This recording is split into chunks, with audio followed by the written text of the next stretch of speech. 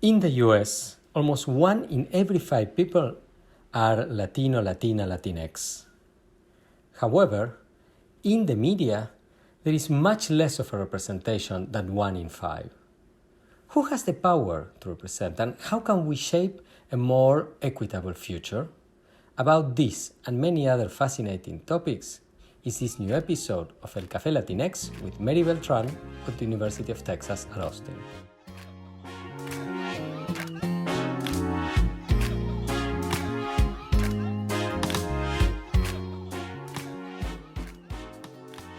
What's the experience of being a Latinx scholar in the field of communication and media studies? What are the main challenges and opportunities that come with our identities? These are the issues that we'll talk about in El Café Latinx, where some of the leading voices in the field will share their professional experiences. Hola, my name is Pablo Boczkowski. I teach at Northwestern University, where I hold the Hamad bin Khalifa Al Thani Chair in Communication. Together with Mora Matassi, doctoral student at Northwestern and executive producer of this podcast, we invite you to discover the journeys of scholars who are at the cutting edge of creating knowledge about Latinx communication across the Americas. These are our stories. Esas son nuestras historias. Estas son nuestras historias.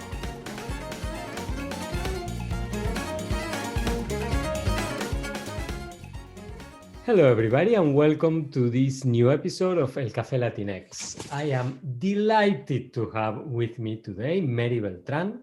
Mary is an associate professor in the Department of Radio, Television and Film at the University of Texas, Austin. She's also affiliated with the Department of Mexican American and Latino Studies, the Center for Women's and Gender Studies, and she's associate chair of Media Studies. Before that, she was an assistant professor at UT Austin. And before that, she was assistant and associate professor at the University of Wisconsin-Madison. Mary did her BA in journalism at Southern Illinois University, then a master in social work at University of Wisconsin-Madison, and a PhD in radio, television, and film at UT Austin. She is the author of 2 very important books and a forthcoming one, hopefully by the end of this calendar year, 2021, with NYU Press, if not at the beginning of next one. She is widely recognized as one of the leading scholars in critical and cultural studies of US television at the intersection of film studies, critical race studies, gender studies, with an area of emphasis on Latina and Latino representation and media production. She has been also prolific in journal article writing, and we are delighted to have you with us today, Mary. How did it all begin for you? That is, how was the start of the journey that led you to become an academic? It's a good question. It's been a pretty crooked path for me to get where I am today. I always loved teaching. I mean, even as a kid, I remember saying that once and then realizing it was a kind of a nerdy thing to say. And then I stopped talking about it at that point, but I think I kept that idea in my head. And I was fascinated with media. That led me to my bachelor's degree. In high school, I loved writing, creative writing, as well as reading. But at that point in time, I really thought that I might want to take on kind of smaller research projects as a journalist. And sometimes I still think that might be something fun to continue doing, even as an academic. But I drifted into editing other writers' work as a journalist, and I began to get bored with it. And then that led me to social work, where I was working part-time, even while I was a journalist, working for a rape crisis center, and I had worked for a battered women's shelter.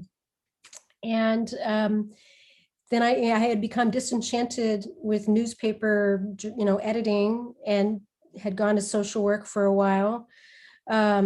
And that was it was really an exciting and challenging job to work as a social worker.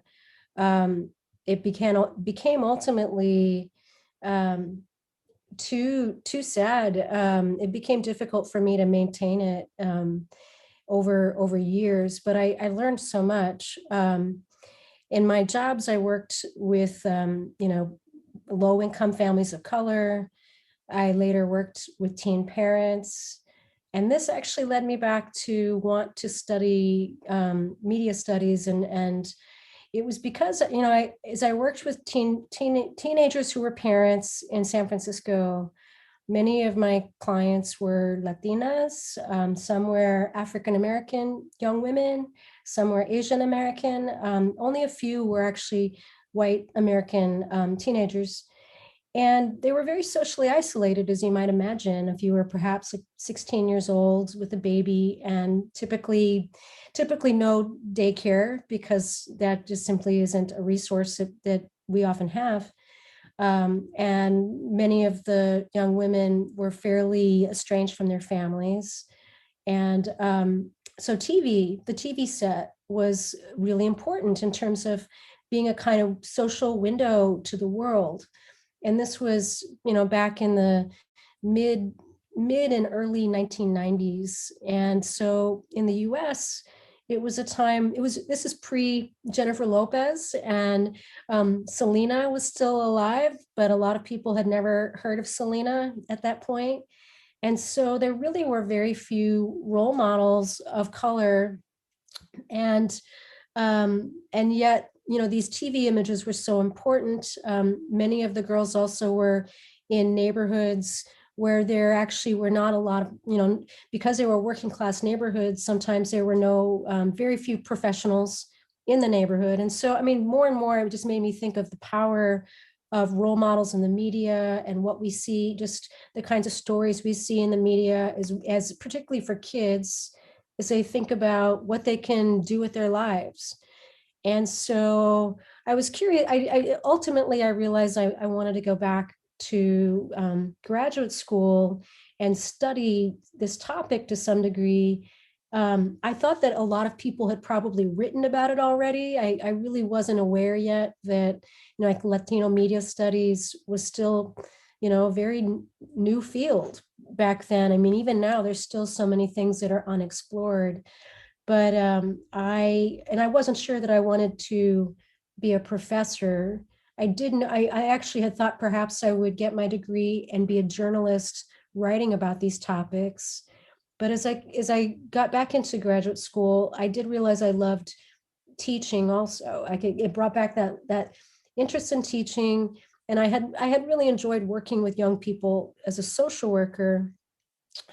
But a wonderful thing about teaching is you're working with young people who actually have a lot of resources, who are at a point in their lives where they really can benefit from teachers that care to do a good job, and care to really open up new worlds for them. And so I feel really lucky. I feel like all of this journey now allows me to take on all these different things I love doing. I really do enjoy my research when I get to do it. And I also really enjoy teaching. So it's all kind of come together. And then maybe I should have mentioned too, my background. My mom was Mexican and grew up very poor in northern Mexico. She didn't get to go to high school, but she got her high school diploma when she was 60 years old, and loved learning, loved books. My father was German and English and Irish American. And so my parents came from very different backgrounds and did not even speak each other's language when they got married. But I think because of their two different backgrounds, I always had a lot of curiosity also about disparities, and I was able to see very different life opportunities that my mother's relatives, on my mom's side, that they had compared to my father's family and what they had. And I think that's also really been a big part of my research interests. And now I typically am studying racial and class and gender representation And I think those things made me very aware that they're not just by happenstance. Like there's a lot of power dynamics that are tied up in media representation and whose stories are told and whose are not. And so I really love what I do. And so it's been a lucky journey, I think. And a fascinating journey, actually. So you have the, encounter of different worlds growing up, and also as a social worker, the discovery of many different realities that perhaps you would not have encountered otherwise in some circumstances, and the power of representation cutting across all of that. So that's fascinating, actually. Did you, when you were in graduate school, did you, I'm sorry, for your PhD, because for social work degrees also graduate school, did you, just out of curiosity, consider sort of trying to blend your interest in media studies and media representation with social work type issues, or you were tired of the practice of the profession and wanted to do something different? I'm just curious. I wondered how I might do that or how I might still continue to contribute. And I think that, as I looked for the program I would go into for my PhD, I knew I wanted to go somewhere where they specialized in race and ethnicity, and probably Latinos in particular. And that had led me to actually where I got my PhD in the same school where I teach now, which I know is somewhat unusual. Um, so I knew that was important. There actually aren't that many media studies departments that have that kind of a specialization. I was surprised to learn that. But I think that I actually have learned for myself that it helps me, like in my teaching, there's some classes that I think are very important to teach that can be a bit sad to teach, because if we study the history of Latino representation in Hollywood film, especially before the 1980s or so, it's actually, you'll see a lot of sad representations, just like my research that I did with, in interviews. Sometimes those were very sad as well, because of what people had to endure that were Latino actors or writers, like a lot of instances of indignities and slurs. And I mean, just, Latinos have not been treated that well until more recently in Hollywood. So to go back to topics that I teach on, it's sometimes been helpful to take on a class that is less negative or sad or political, and intersperse it. Like my early work, I also was looking at in star studies. And so I had realized that it could be a way to study kind of individual situations and actions, like perhaps looking at someone like Rita Moreno and her career. And individuals sometimes made a difference in her actually beginning to move her career forward and not just always be a chorus girl in the background in a musical. It's a way to study the industry, how the industry is developed, and then promotion to the broader audience, as well as individual action. But there's still something sometimes a little fun about studying stardom, because there's a bit of, I don't know, I guess the fantasy elements that get emphasized in promotion and things like that. And so I've learned that it helps me to intersperse something lighthearted with some of the harsh realities also of discrimination that gets experienced. In the fall, I'll teach a new class that I really need to do a lot of research on before I teach it, but I'll do a class on musicals, film musicals, and how race and ethnicity have been a part of them. And kind of, so that's, I think, another way. Like musicals also kind of bring in something joyous and empowering at times, combining it with some of the true realities that Latinos have typically not had full participation and agency in telling their stories in Hollywood. How do you blend, combine, or integrate, if at all, but I think you do based on the things you mentioned, your teaching and your research interests, and how has that evolved over time? Your PhD is from a couple of decades ago, right? 2002? It is now. Yeah, it seems like yesterday, but it is that long ago. Tell me about it. Mine is from 2001. You've been on the faculty for some time. How do you integrate, and do they feed onto each other? What has been your experience so far? I feel it's really, I think in recent years, I think that I do tend to have more integration of what I teach and what I do research on. I think that I could have done a better job as a new scholar when I, just post PhD, of thinking about how to try to do that. But I think, I needed to. I think I didn't take quite as much of a dominant stand in thinking, like I need to make sure I push to teach certain courses. I basically, I guess I really kind of felt like I needed to serve my department. And initially I was a joint appointment when I was at University of Wisconsin. I mean, luckily, I feel like the courses at the time, which I did not know were tied to my research, like I feel like I learned a lot of foundational material from teaching that has really informed my research since then. Like I was teaching like a general Chicano Latino studies course. I taught history of television and film, in the United States. And like, so I guess it's something maybe that newer scholars and professors, like we should share that more with them, that what may feel like that foundational course that's not really useful and you just have to teach it, like sometimes it's going to lead to some really great new research projects in the future. Yeah. Okay. As I've, yeah. No, go ahead, please. I did not mean to interrupt.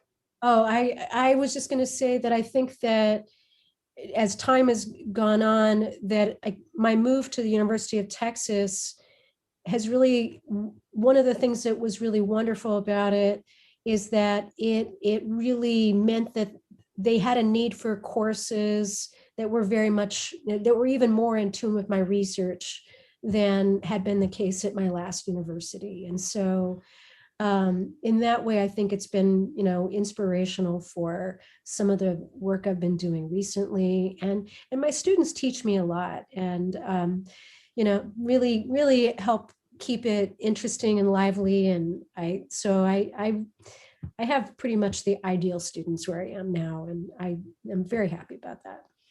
That's excellent. I'm delighted to hear. Now, I have several questions that follow up from that. One has to do with how's the experience of returning as faculty member to the place where one gets a PhD. I'm very curious about that. Then, but before perhaps that, I mean, how was your experience on the job market, the job that led you, the search that led you to your job at Wisconsin?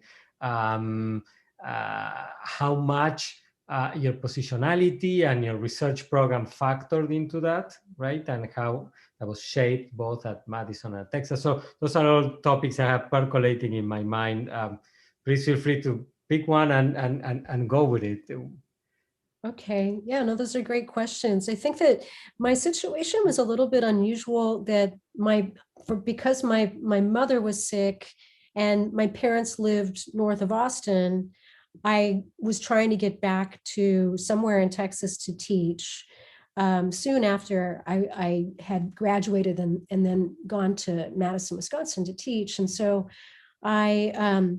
it's tricky for academics of any background to try to actually move to a particular city, as many academics know very well.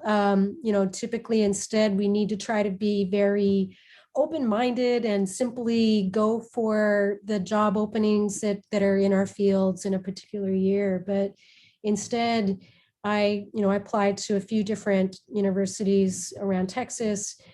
UT Austin was absolutely the most fitting for my work and the kinds of classes that are taught. And so it took some years. But I should say, actually, I actually had to apply for a job that wasn't that close to what I do.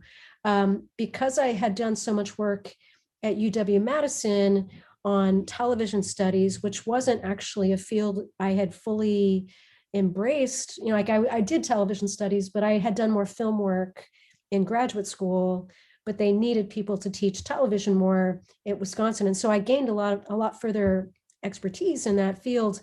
And then it turned out that the opening that was potentially available at UT Austin was a TV studies job. It wasn't even Latino media studies or something like that, or critical race studies, although they appreciated that I had that expertise as well.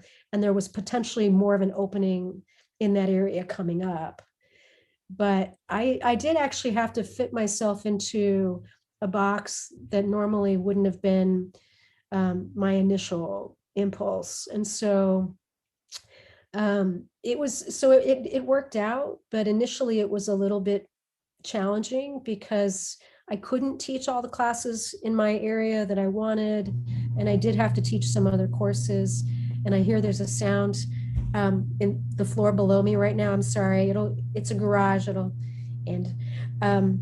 So, I think that, I had to think of it as kind of more of a long-term plan. And so it took maybe 3 or 4 years to shift from the slightly awkward position and to a place where I could drop teaching some of the classes that were less of interest and get more, take on more that were exactly in my field.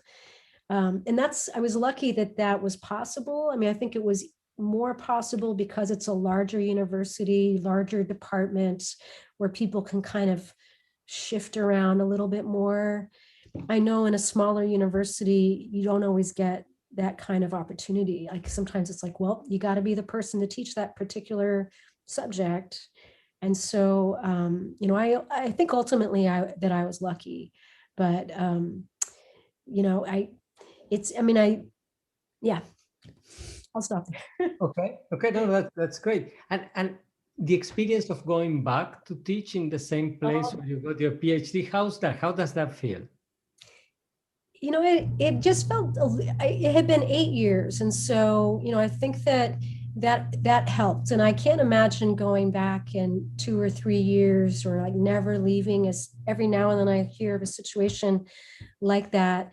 I think that the main thing that sometimes I felt was a little overly deferent to the few senior faculty that I had actually taken classes with, but they were very professional. My former advisor is my colleague now, and he's wonderful. Luckily, Charles Ramirez-Berg is in the department.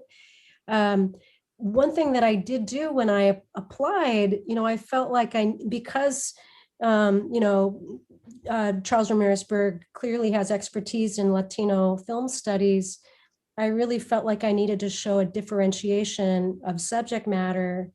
And at that point in time, I actually wasn't working on the Latino TV book. I was working on a book that I had thought of as I was at Wisconsin about the idea of supposed post-racial representation and, kind of multi-ethnic casts. And so I presented that in my job talk and was working on that project for a while, primarily because I knew that they might say, oh, we can't have another Latino media scholar in the department. And I think that sometimes is too bad. I think it's actually benefited the department that Charles and I do different kinds of work on Latinos and film and media. So, it can feel a little tricky, but I think you just kind of have to pretend you're in a new department and just carry on.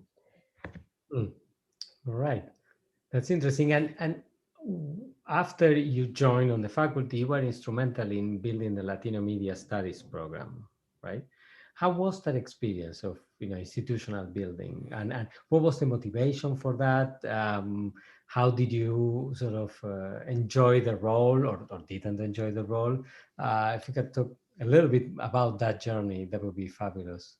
Sure, sure. I mean, it all began pretty informally. It was a collaboration of Charles Ramirezberg and Maggie Rivas Rodriguez, who works in journalism, and myself. And we really were not quite sure what could come of it, but we began brainstorming the idea of, I think, what we called a Latino Media Center at that time, and thinking of different goals and objectives. And I mean, I'd be curious to hear also about your center and how it began as well. We knew that we wanted to, support students that were interested in, like, in our case, we have, a very active production area of radio, television, film. So students who study to be media makers. We have journalists and students in advertising. And so we wanted to support them. And then there was also the idea of studying Latino media scholars. One dream we've had that we haven't yet seen come to fruition yet is the idea of like postdoc fellowships. We do have a speaker series, although it's more undergraduate student focused to a degree, where we typically are bringing in a filmmaker, sometimes a scholar, a journalist like Maria Hinojosa. And so we had different sort of things that we hope to accomplish, and then approached our dean and just said we would like to launch this. One thing that we had already in our college that was helpful is an undergraduate minor, and at the time it was called the U.S. Latino and Latin American Media Studies minor.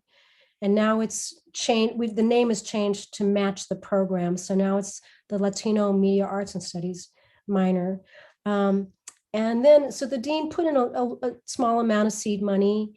We still have a pretty small budget, but, so some of the funding can pay for an assistant who works part-time or a graduate student who works part-time. One thing I wasn't expecting is that as this all kind of, we got the green light, both Maggie and Charles said they were too busy to run it. And so I hadn't even realized that I might be setting myself up to be a director of a program. But I said, okay, I guess we need to get this going. I'm going to do it. And I care a lot about it. And I'm really proud to have done that for 3 years. So some of the other things that I launched while I was director was a research group for graduate students and faculty. I also brought in a lot of faculty affiliates from outside the College of Communication, because there's a very active Mexican American Latino Studies department and Latin American Studies and art and art history. And I mean, so there were people across campus who did work in Latinos and popular culture who said, yes, they wanted to be faculty affiliates. And then more recently, I also started a student awards competition for student papers and student film or media projects. And so for the first time that happened last year. And so it's really exciting and fun, but it's time consuming, as I'm sure you know. But certainly I feel like it's very helpful for encouraging study of Latinos in media across campus. And I found that students are really eager to attend events and learn, and especially Latino students that are on campus. In Austin, like the RTF major, I think at least 30% of our students are Hispanic. And so there are a lot of Latino students that are already kind of wondering, like, why aren't we talking more about this experience? And so I think Austin is a really, the campus was really ready for a program, and it seems like things just are growing. So That's great. I mean, but it's a general question, right? I mean, in the US, the Latino population is 18%, but the research output in the field is not 18% about Latino or Latina issues or issues having to do with, right? And same with jobs, same. So we clearly need more of these programs. So how have you seen over the past couple of decades the evolution of this area, both in terms of growth or not growth trajectories and topics and issues? You know, having founded one of the premier programs of this kind, being a clearly probably the best university to do institutional building for this because of what you said, all the already existing infrastructure plus the location, etc. So where do you see this moving forward? Not so much at UT Austin, but in the different fields of inquiry, media studies, communication studies, film studies, etc., that intersect with, basically popular representation of Latinx, Latino people in the US in the media. That is a great question, and one I don't think I've really thought about it enough. I wonder if, as more universities are realizing that they need to have some specific emphasis on Latinos in media or Latinos in popular culture, I mean, perhaps we will have centers that begin to form a kind of consortium. I would think that schools in, California should be doing the same thing. There have been somewhat, I know NYU, I think now has the Latinx project. Although it's more art focused than media focused, at least now with the current director.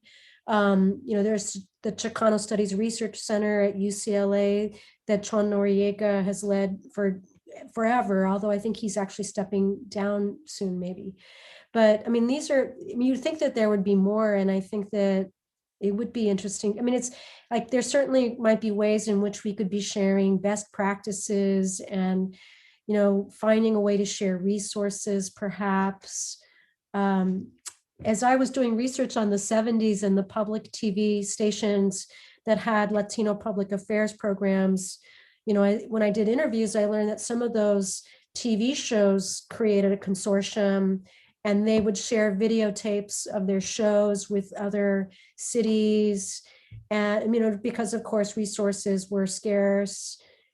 So I wonder if there's going to, maybe that would be the next step. And our students might benefit also from ways in which we, I know one thing that we would like to do that we haven't had a chance to establish yet would be some internships at companies in Los Angeles that really want to hire Latino students and diversify employment in their company. And there might be some ways in which our different centers also could be helping students access job opportunities in that way too. For sure.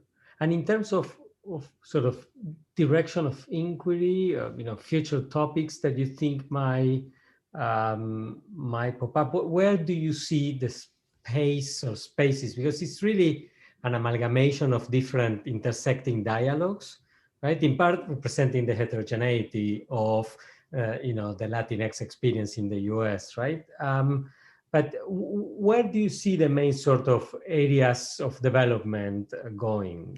What do you foresee as the main topics or trajectories of the conversation? It's a wonderful question. I haven't thought too much about it. I think of my graduate students. One thing that I noticed in the last few years is that a few of them seem to be more interested in music video than in film. I'm seeing fewer students come in saying they definitely want to do film studies projects. Some are interested in, television that's on streaming media. But I certainly have not always paid attention to music video and musical artists who are often seen, and often they're on social media as well. And so social media is another, I think, burgeoning field in relation to Latinos. I don't really like the term influencers, but there certainly are Latino celebrities who are often media professionals. And social media seems to be one of the ways in which Latino audiences are getting engaged more and more. And probably video games might be another area as well, which is something I'm not as familiar with. But I'm beginning to age out of some of the most popular media in the US.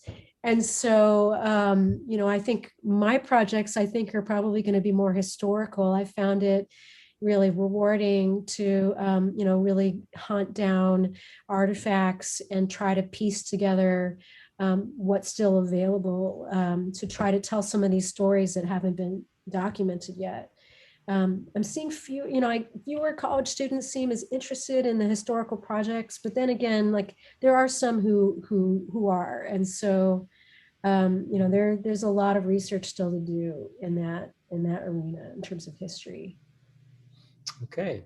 And when you work with these students, what advice in general do you tend to give to Latina students in terms of both the pursuit of the dissertation and how to launch their careers? What have you seen as sort of some key challenges and how to overcome them?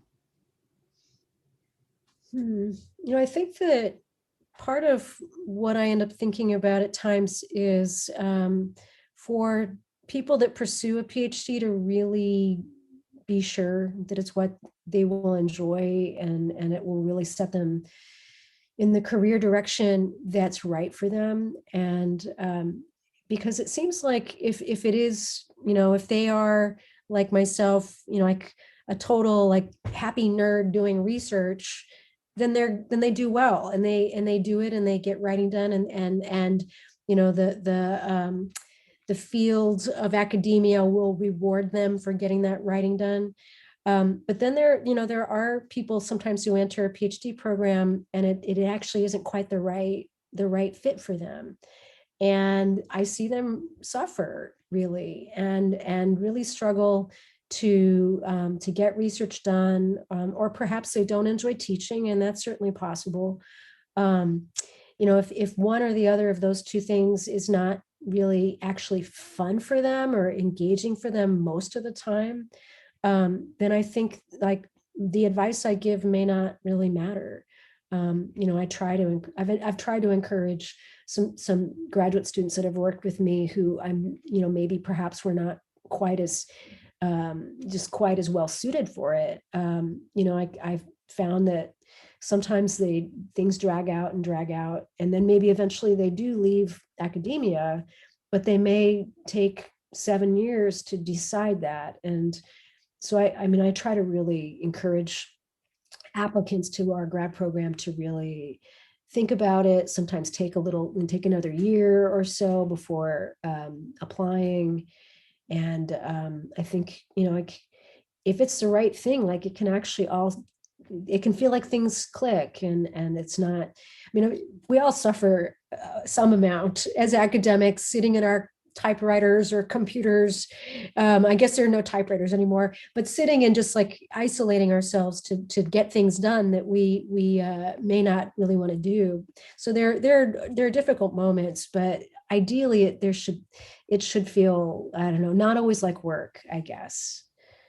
Yeah. Absolutely. And Mary, if you had magical powers, right, and you could be granted one wish about how you'd like, the study of Latinos in the media, Latinas in the media, popular representation of Latino population, what would you wish for? It's kind of going to contrast with what I just said. I would love for the idea, and I guess I'm gonna take advantage of your question and say not just for students like Latino students of color. I would love for research and media making to feel possible for them by the age of like 8 years old, 10 years old, like to have the educational system and teachers or guest speakers and programming to like really make them feel like of course they can be researchers, or of course they can be, screenwriters or filmmakers, and I don't think it happens nearly enough in neighborhoods that are working class, and often in schools in the US that are more students of color. I think those things still feel like what other people do. And so, of course, again, like they have to love it to pursue it, like I said earlier, but it would be nice for kids of all income backgrounds and ethnic backgrounds, just to think it's just another job, so, yeah. Okay. Excellent way of concluding. Most interesting conversation. Thank you so much, Mary, for spending time with us. Thank you to our listeners for staying with us through the end.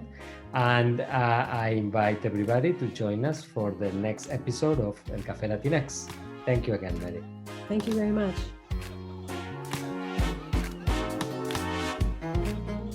El Café Latinx is a production of the Center for Latinx Digital Media in the Department of Communication Studies at Northwestern University. I am Pablo Boczkowski, your host, and I'm joined by executive producer Mora Matassi.